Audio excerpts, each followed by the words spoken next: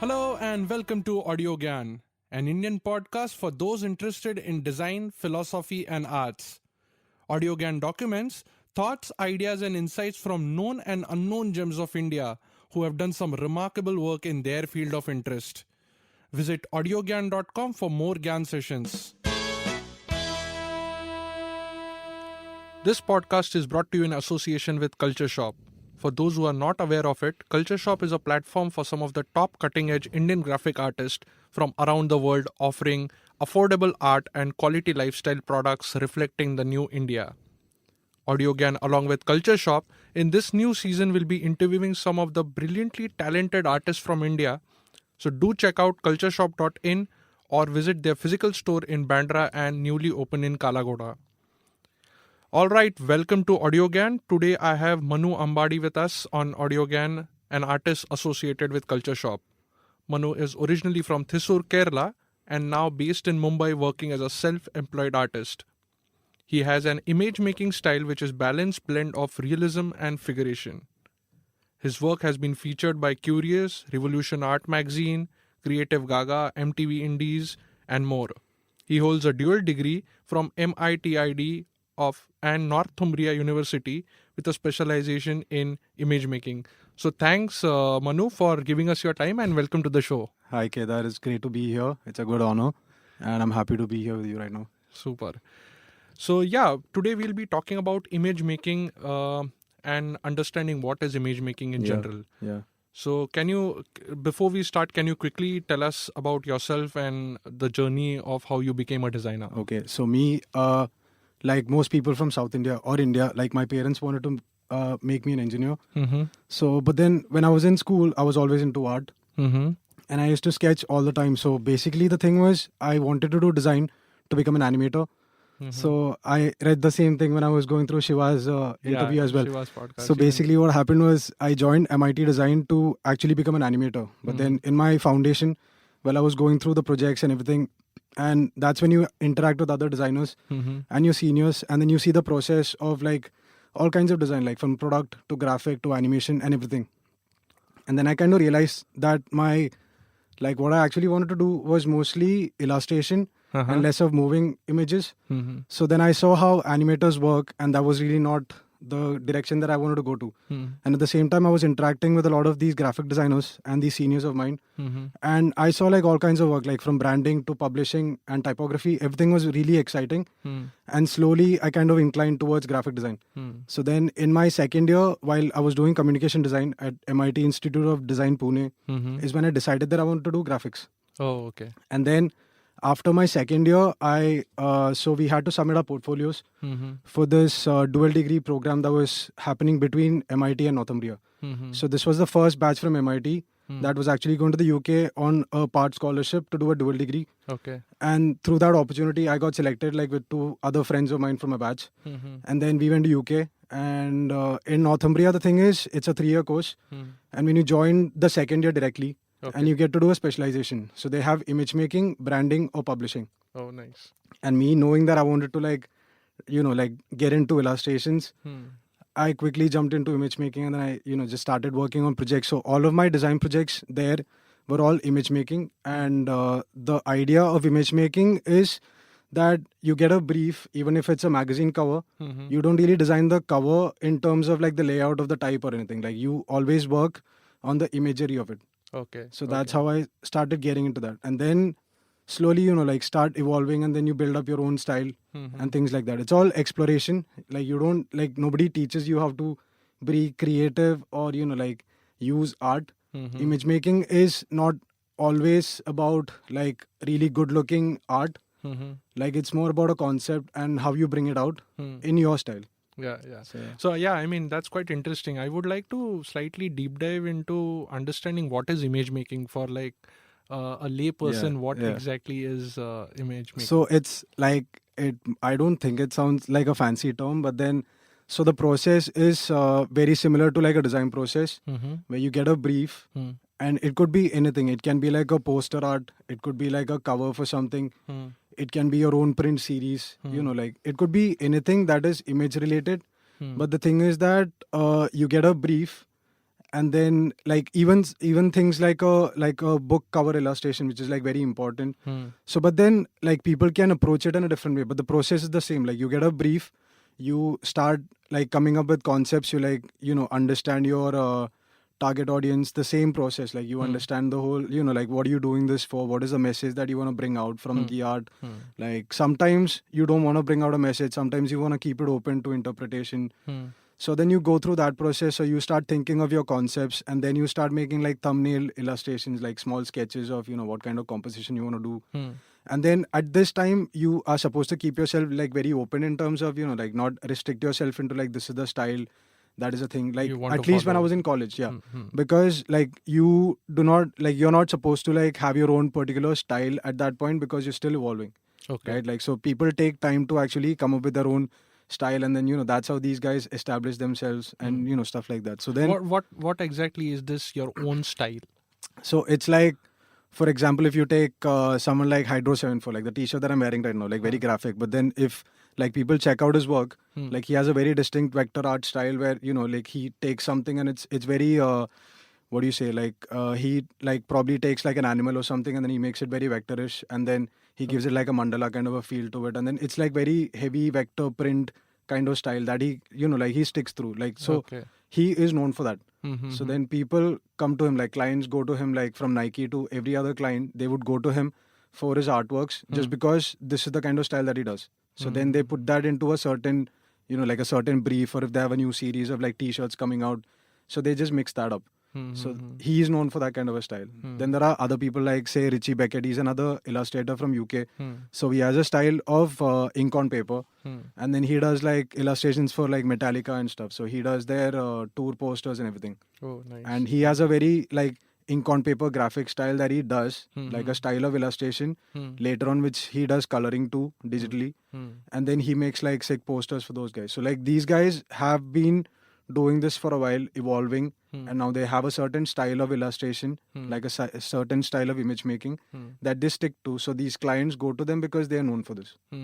So what's your style? Because I believe Culture Shop has So featured they you in, they have a series of mine. So basically I don't like, I still think that I'm in that growing stage. Like I'm not there as a like a guy with a very rigid style, but there are certain aspects of my illustration which is kind of like which I know is going to stick for a while. So I'm into like kind of realistic work, and I like to so the things that I play around with, so I do digital as well, and I do pencil illustrations also, and then I do ink on paper. But the way I do it is a little different. Like the stuff that I did for Culture Shop, so that was like a mixed media style that I wanted to go for, and that actually kind of evolved from the concept that I had. So that series of illustrations that I did, the street vendors of Bombay. So basically what happened was I wanted to do a series, but then I had this whole concept about like how I wanted like the messaging, at least from my end. Now it's not for like everybody to understand that I went through this whole process to like come out with this. No, but we would like to hear that, So basically what happened was when I came back from the UK, and I was in Bombay at that time. I was living with my sister, and then like I was going out every day to buy stuff, and then I saw these street vendors, and this was something that I was not used to before. Like all these guys on the streets, but they sell all kinds of stuff, from like brooms to like toy boats and stuff, and bangles with like fancy like bags to carry it and stuff. So I was very excited to like see these guys and talk to them and understand their journey and stuff. And then so I wanted to like do a series on them. Like there was no real like a brief or something. This was not for a client. Not a commissioned work. Yeah, this was not a commissioned work. So this was like a self-initiative series, but I did it as a graduation project for MIT as my final project. So usually people, the thing is that graduation projects, like all these kids, they want to do an internship at some studio, and then they, like they do like a brand book or like a branding and, like a publishing thing. But then I didn't want to do that. So I spoke to my HOD at that time, Ranjana Dani ma'am, and then like she was very supportive because this was not something that the college usually promotes, because they want people to use that time to get like actual experience of a workplace. But I did not really bother. Like I wanted to do a series of illustrations. I sold it to them that I would do this. I had like my mentor, and then I was going to do it. Like, and then later on I did tell them that like I would do a series, And then once you have a series as an illustrator, once you have a series of your own, your possibilities are, like all out there. And then me being in college, this was a good time for me to like showcase my artwork for people to see and talk and build my portfolio. So this, at that point, money was not like the main, like the reason catch, for yeah. us to do anything. So then I thought, okay, I was going to do this series. But then why these guys was because like they were very close to me. So this series was very personal in terms that I would see these guys every day. And then I actually went talking to them. And then, the day that I woke up and then I was like, I want to make a series on these guys because, and my whole thought was that people see them every day, but not everybody know them. It's like a thought that you see these faces, but then you forget these faces, but you see them every day. And they're in this big, large crowd of Mumbai. And, like they are these, like some of them, they like, the kind of money that they earn every day is very, very less. Yeah. But then at the same time, some of the really happiest people that I've met, I have no idea why. But then like some of these guys, they work really hard, but they don't. And it was very, like I was not understanding like, what is the kind of motivation. But then all of them, they had their own stories of their, like their villages, or they've been here. They come here during like a certain season to sell certain clothes for festivals and all. So it was very exciting as a designer, as a creative person. This was like very catchy for me. So I wanted to make a series. But then like in terms of, so again in the process that I followed, so I went out, I spoke to these guys, tried to understand them. Like none of this will be reflected in their artwork. But then this is something that I wanted to go through. I didn't want to just like, directly just sketch them out and then, make a series. That was not the point. It might look like it, but that was not the idea. So I went out, spoke to them. I took my camera, I went around, I clicked a lot of these pictures with these guys and, I clicked their pictures of them, selling stuff. And then I didn't want them to like pose for me or something. So most of them is while they were at work, some of them were posing because they could not stop. And then, so we clicked some pictures and then I came back home and then I decided like what pictures I wanted to go through. So in image making, at least in that sense, like, before you are established with your own style of design or your own style of illustration, you kind of don't choose your style till the end. But then in the end, I decided that, okay, I could have done it digitally, I could have done it ink on paper, but then I wanted to do, like, I wanted to bring out this whole, like, how, like, as in design terms, like, their lives were kind of grey, though they were in a colorful world. That was my whole concept, that, so then I kind of thought that, okay, maybe I should do them in pencil, and then maybe some parts should be colored, like the kind of things that they sell, or, the kind of clothes that they wear. There's a lot of color involved. So, I wanted to do like this. So this thing called in image making, it's like selective coloring, like where you select like a certain aspect. There are illustrations where like the whole thing is in black and white, and then there's like a very, hard tinge of red somewhere, like a little point. But then the point is that will take your eye in. So like, you kind of look at that. So like a lot of these concepts or a lot of these principles that you follow in image making, like people do that everywhere. So like right now when I'm working as a graphic designer and I do branding, I use the same principles. It's the same thing translated into another design aspect, but then it's the same thing. So in that project, so what I wanted to do was do a black and white, like a grayscale illustration with pencils, and then color certain parts of the person. So then I planned it beforehand, what parts I wanted to do. So but then all this was done on a computer or on a paper? Yeah, so I clicked these pictures and then I took printouts of the pictures that I wanted to like sketch out. And then I did my initial illustrations on A3 paper, like with pencil. And then I clicked pictures of that A3 because it was difficult to scan in A3. So I had to click pictures of it without shaking and then take it digitally and then clean it up on, like with the Wacom, clean it up on Photoshop and then color the parts that I wanted to color. Then I took prints. So that was my project for the college. But then I, like it got shared around and stuff, and then it, like people started liking it. So, but then at the same time, I had to tell people that this is not the style that I will be, like following throughout. Like this worked well for that project, but then it might not work well for every, like concept or every other thought.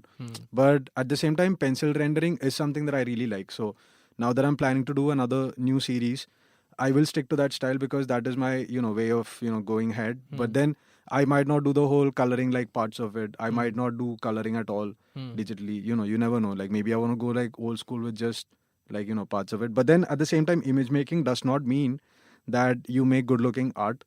This was a misconception that I had when I actually joined Northumbria in UK.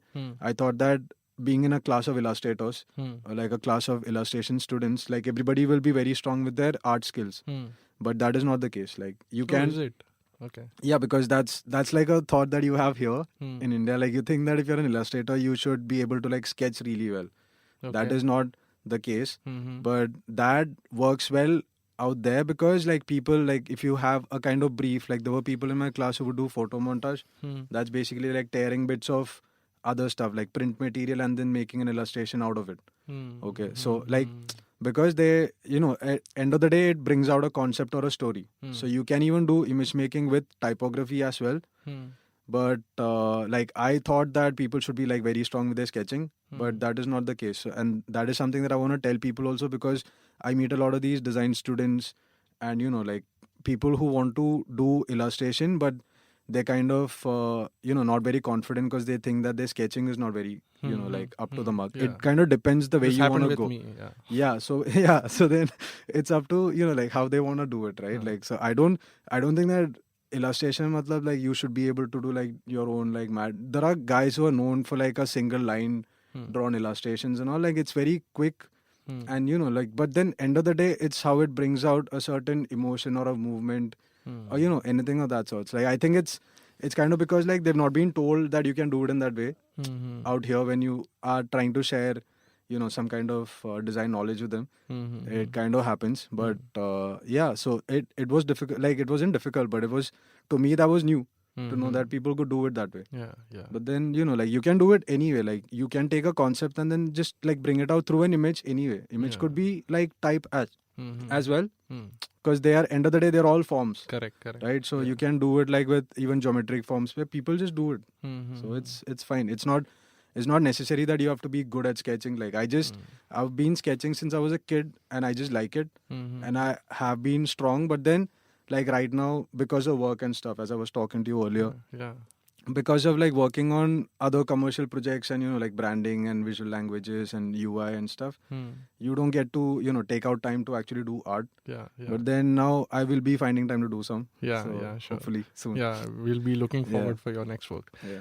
So yeah, I mean, you partially answered the question, but still, if you want to add something, like how what does it take to get into this kind of a field? Like, if there's a potential candidate or like person who wishes Somebody to wants get to, into like, get image into- making in general. Yeah, so if somebody wants to like get into it, so basically in India, when you're working in design, the chances are kind of less, I'll be very honest, you know, like in terms of image making, because like now you see that like when you go to a design studio and then you work on projects and all, like there are places where you need illustration or image making, and there are places that you don't want to force fit it. So sometimes you end up doing it, sometimes you don't. And okay, with me in terms of, so after like doing this for Culture Shop and all, then I've done some, like, you know, I've done environmental graphics and stuff, so you know that there also I use illustration sometimes. And then I have done poster works for like Hero Complex Gallery and all that, so that is, but that was, you know, like by just putting your work out there. So basically how, like if people want to get into it, all they have to do is just like keep sketching and keep making art, and then just, you know, like now with the social media and everything, it's very strong. Yeah. So like, you know, it's much easier for them, and there are like lots of platforms where you can sell your artworks and, you know, like you know, upload your work, and then there's Instagram. Wait to get noticed. So it's like that. So me with Hero Complex Gallery and all that, it's just that I did a self-initiative series again, like digitally, at the same kind of like very close to that time. So I took some of my favorite like classic cult movies and all, like RoboCop and this and that, and then I actually did some of those illustrations and I put it up on Behance, and then I actually started getting some messages, and then like people wanted to collaborate, and then so with the like with Hero Complex, I actually did my first work with them. So what they do is, they're in Los Angeles, and then what they do is that they have these shows where they take like a certain like a subject or something, and they have these illustrators who do like work for them. And then so some of these guys who actually I've been following and all, like Gabs and stuff, like these guys are like very famous on Behance, and they do like a lot of these work. So But is there any formal syllabus or education to learn image making, at least in India? I really don't think so, because in a design college, when you're doing graphic design in India, you actually like you kind of do everything within that. You know, there's no kind of specialization that you get to do. So I think everybody ends up doing everything, and then now anyway, whatever you do, you come out and then you do UI UX. So it's just weird. But then yeah, I don't think there's a specialization. It's when people want to like. So when I was in college, I like a lot of these animation people would kind of do illustrations because you know that's their forte, but not a lot of graphic design people were really into it, or they didn't. You don't get time to do that. So I think it's something that you gotta like work on your own.